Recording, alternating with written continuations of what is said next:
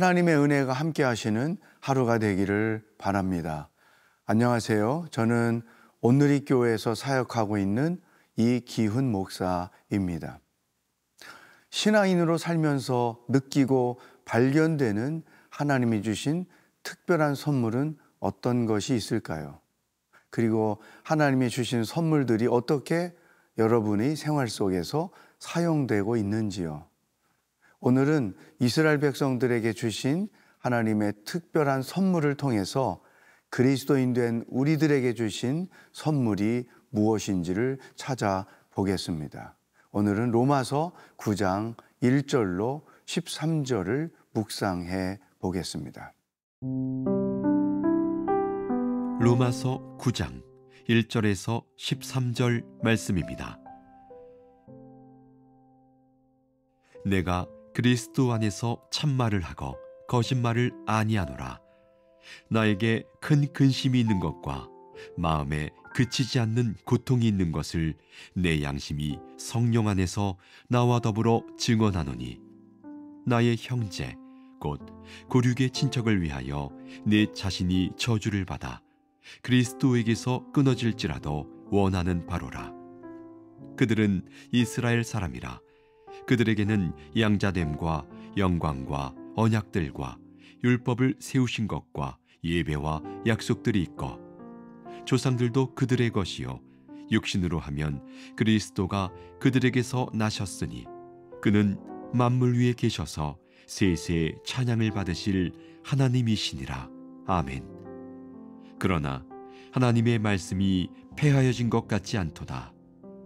이스라엘에게서 난 그들이 다 이스라엘이 아니요 또한 아브라함의 씨가 다 그의 자녀가 아니라 오직 이삭으로부터 난 자라야 내 씨라 불리리라 하셨으니, 곧 육신의 자녀가 하나님의 자녀가 아니요 오직 약속의 자녀가 씨로 여기심을 받느니라.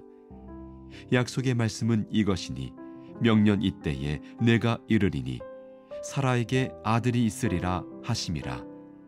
그뿐 아니라 또한 리브가가 우리 조상 이삭 한 사람으로 말미암아 임신하였는데, 그 자식들이 아직 나지도 아니하고 무슨 선이나 악을 행하지 아니한 때에 택하심을 따라 되는 하나님의 뜻이 행위로 말미암지 않고 오직 부르시는 이로 말미암아 서게 하려 하사, 리브가에게 이르시되 큰 자가 어린 자를 섬기리라 하셨나니, 기록된 바 내가 야곱은 사랑하고 에서는 미워하였다 하심과 같으니라.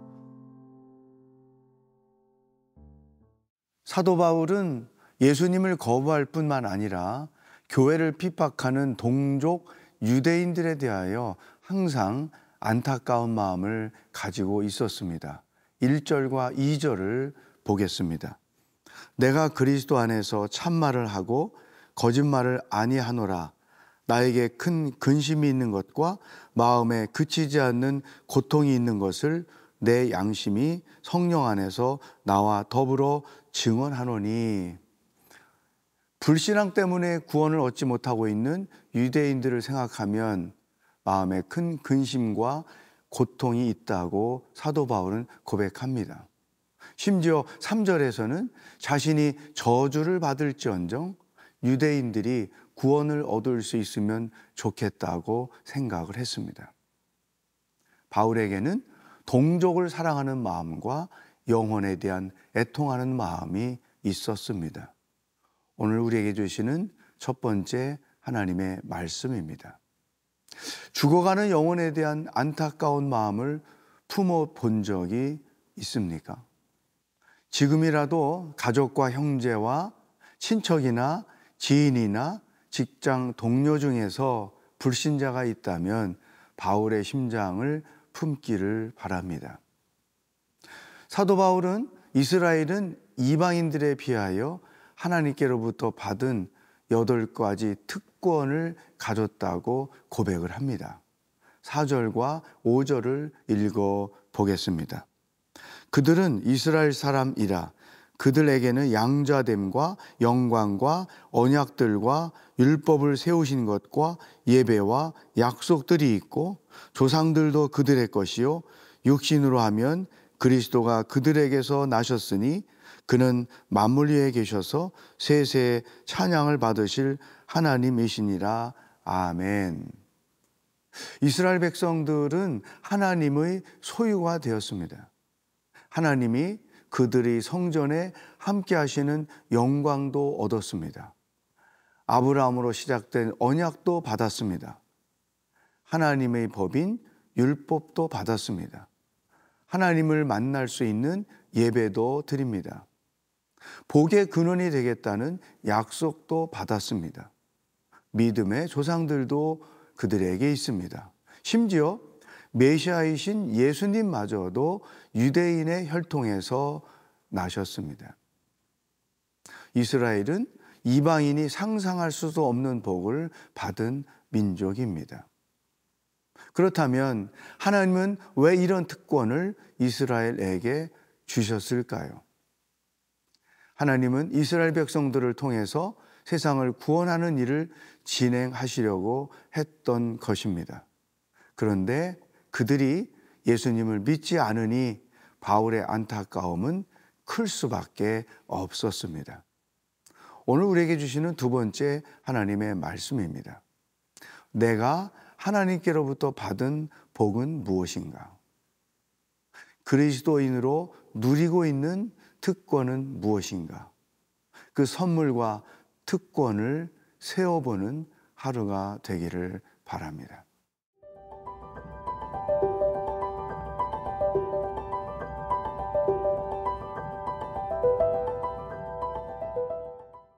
사도 바울은 하나님의 절대 주권을 다음과 같이 설명하였습니다. 6절로 9절 말씀을 읽어보겠습니다. 그러나 하나님의 말씀이 폐하진 것 같지 않도다. 이스라엘에게서 난 그들이 다 이스라엘이 아니요 또한 아브라함의 씨가 다 그의 자녀가 아니라 오직 이삭으로부터 난 자라야 내 씨라 불리리라 하셨으니 곧 육신의 자녀가 하나님의 자녀가 아니요 오직 약속의 자녀가 씨로 여기심을 받느니라. 약속의 말씀은 이것이니 명년 이때에 내가 이르리니 사라에게 아들이 있으리라 하심이라. 육신적으로 보면 아브라함의 큰 아들은 이스마엘이고 둘째는 이삭입니다. 그런데 하나님은 둘째인 이삭을 장자, 즉 약속의 자녀로 삼으셨습니다. 11절로 13절을 보십시오.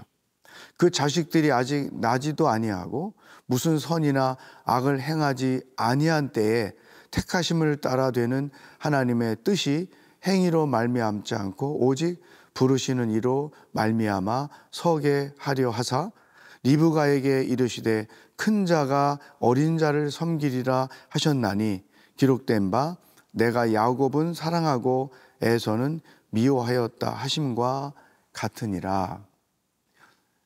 이삭과 리브가의 큰 아들은 에서이고 둘째 아들은 야곱입니다.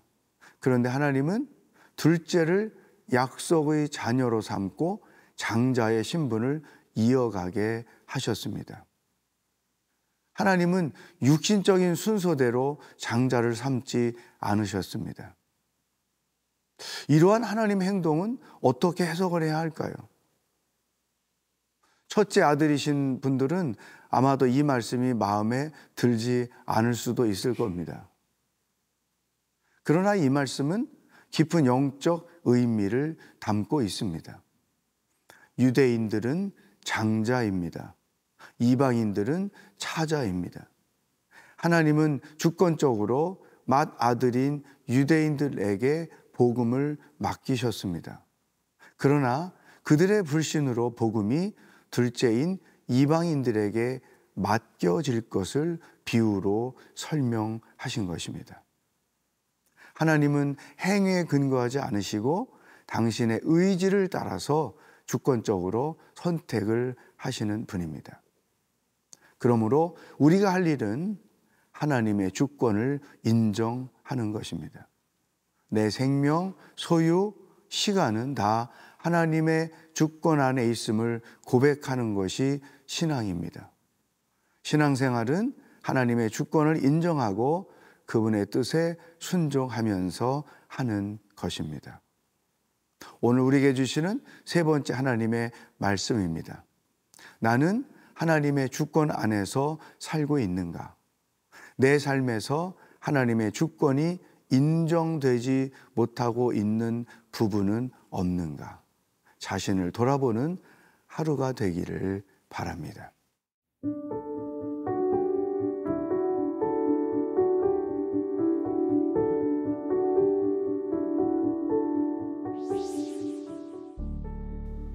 하나님 아버지, 하나님의 자녀로서 누리는 축복과 특권이 무엇인지를 돌아보며 기뻐하며 감사하며 살게 하시고 하나님의 주권 안에 순종하면서 사는 하루하루가 되도록 인도하여 주시옵소서. 예수님의 이름으로 기도하옵나이다. 아멘.